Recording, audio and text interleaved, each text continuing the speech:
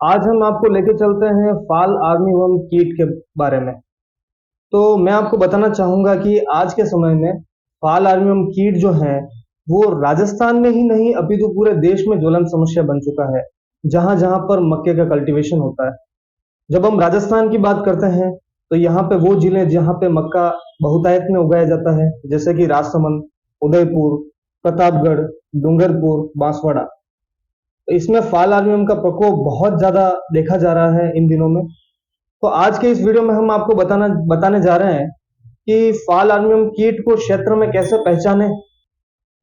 तत्पश्चात हम ये जानेंगे कि किस प्रकार से ये फसल को नुकसान पहुंचाता है। उसके पश्चात में इसका प्रबंधन कैसे किया जाए। तो साथियों, हम शुरू करते हैं। मैं मयूर दवे, कृषि अधिकारी, आपका किसान क्लब के ऑनलाइन प्लेटफॉर्म पर हार्दिक स्वागत करता हूं। तो आइए हम सबसे पहले जानते हैं कीट कीट को पहचाने कैसे। तो सबसे पहले मैं आपको बताना चाहूंगा कि जब भी आप खेत में जाएं तो फाल आर्मी वर्म का जो अंडे हैं वो पौधों की हमेशा निचली सतह पे या फिर उसके डंठल पे देखने को मिलेंगे अपन को।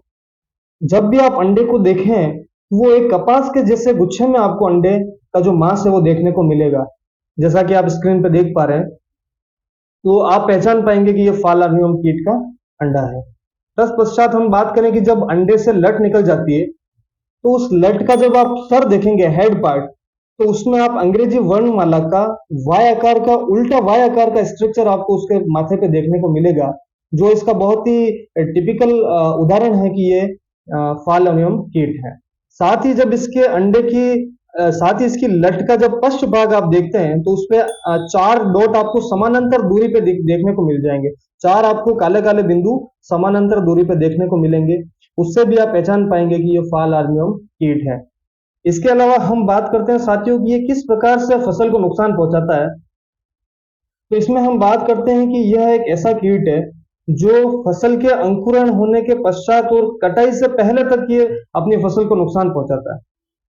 तो इसको अपन पहचाने कैसे। तो जब भी अपन फील्ड में जाएं तो इस कीट की खास बात यह है कि ये मक्का की फसल का जो पोटा होता है, बिल्कुल सेंटर, उसका केंद्र बिंदु, उस सेंट्रल भाग से ये अंदर खाता हुआ अंदर चलता है।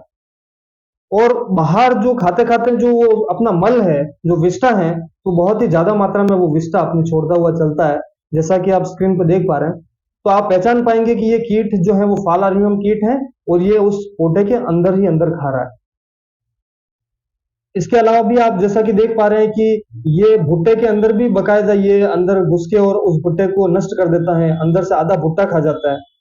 तो इसका जो खाने का जो तरीका है, इसके जो खाने की पद्धति है, वो अंकुरण से कटाई के पूर्व तक ये अपनी फसल को नुकसान पहुंचाता है। तो हमने ये तो बात जान लिया कि इस कीट को अपन क्षेत्र में पहचाने कैसे, या ये किस प्रकार से अपनी फसल को नुकसान पहुंचा रहा है। तो हम इसका प्रबंधन कैसे करें। तब हम तीसरे बिंदु प्रबंधन पे आते हैं। तो प्रबंधन में दोस्तों सबसे पहली बात आती है कि हमेशा अपन को रासायनिक उपचार में नहीं जाना है।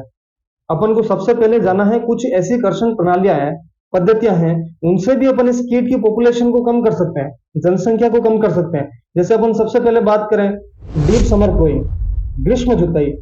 अधिकांश अपने किसानों के जो खेत हैं वो मई और जून महीने में खाली पड़े रहते हैं। उस कंडीशन में अगर अपन खेत में गहरी जुताई कर देते हैं तो इस कीट का जो प्यूपा होता है, जो सुषुप्त अवस्था में होता है, वो प्यूपा जब धूप के संपर्क में आ जाता है तो वो नष्ट हो जाता है, या फिर उसको जो कीट है, जो पक्षी हैं, वो पक्षी उसको खा जाते हैं। तो ये भी एक बहुत अच्छा प्रबंधन का तरीका है। इसके अलावा हम बात करें कि जब अपन अपनी जो माताएं बहनें हैं या पुरुष हैं, जब वो खेत में वीडिंग करते हैं, खरपतवार का नियंत्रण करते हैं, तब अगर वो उस पोटे में जिस अपन को लगा है कि इस पौधे में जो है फाल आर्मीवर्म का कीट जो है अंदर खा रहा है, उसमें अगर अपन सूखी रेत डाल देते हैं तो भी उसमें उस कीट का नियंत्रण हो जाता है, उसकी श्वसन क्रिया जो है अवरुद्ध हो जाती है और वो कीट अंदर ही अंदर मर जाता है। तीसरे नंबर पे हम बात करें साथियों, फेरोमोन ट्रैप। फेरोमोन ट्रैप इस प्रणाली पे काम करता है कि जब अपन इसको खेत पे लगाते हैं तो ये खेत में जो मेल जो होता है, उसका पुरुष जो होता है, नर जो उसका शलभ होता है, वो उस फेरोमोन ट्रैप के प्रति आकर्षित होता है। और जब वो फेरोमोन ट्रैप के अंदर घुसता है तो वो उसमें फेरोमोन ट्रैप के उसमें फनल लगा होता है नीचे, और उसके नीचे थैली होती है, उस थैली में नीचे गिर जाता है। तो ये भी अपन फेरोमोन ट्रैप से भी इसका प्रबंधन कर सकते हैं, जो मार्केट में अपने बाजार में स्पोडोटैप नाम से इसका प्रोडक्ट आता है।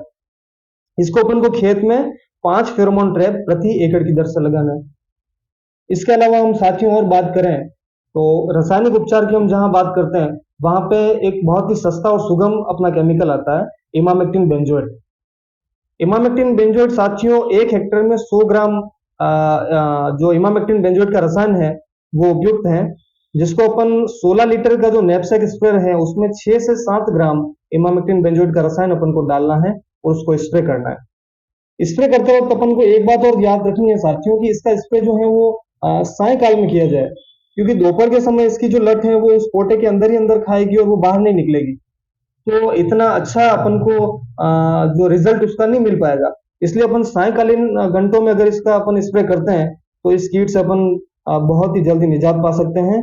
साथियों, इसी के साथ में आज इस वीडियो में अपन ने फाल आर्मीवर्म कीट क्या होता है, इसकी पहचान क्या है, ये किस प्रकार से खेत में नुकसान पहुंचाता है, साथ ही इसका प्रबंधन क्या है, उन सारी चीजों के बारे में अपन ने संक्षिप्त में जाना। आपने सभी ने इस वीडियो को देखा, आप सभी का बहुत बहुत धन्यवाद।